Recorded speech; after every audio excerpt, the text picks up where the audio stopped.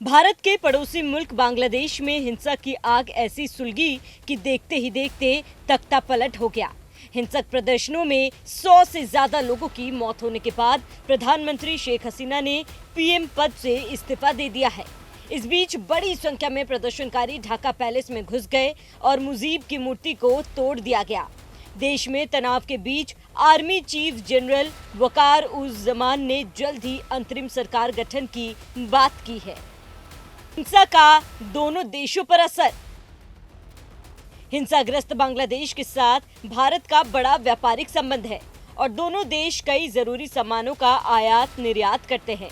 बांग्लादेश में बीते कुछ दिनों से जारी हिंसा का असर भारत के साथ उसके व्यापार पर भी पड़ा है।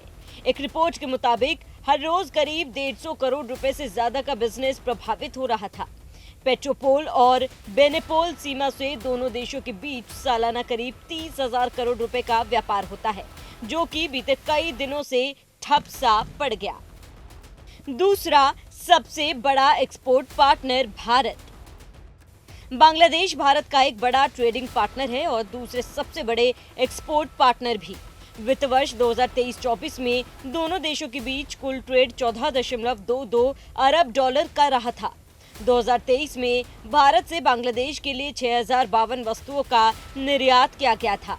निर्यात का ये आंकड़ा 12.20 अरब डॉलर रहा था, जो कि इस साल 2023 में हुए 16.15 अरब डॉलर की तुलना में कम था।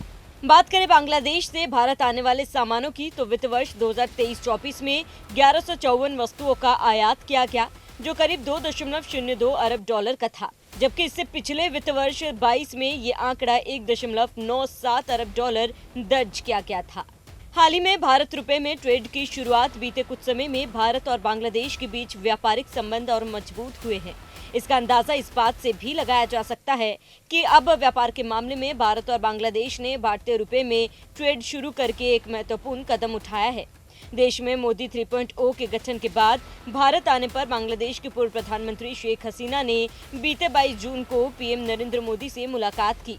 इस दौरान कई समझौतों पर मुहर लगाई गई थी। इसमें दोनों देशों के बीच भारतीय रुपए में कारोबार भी शामिल था।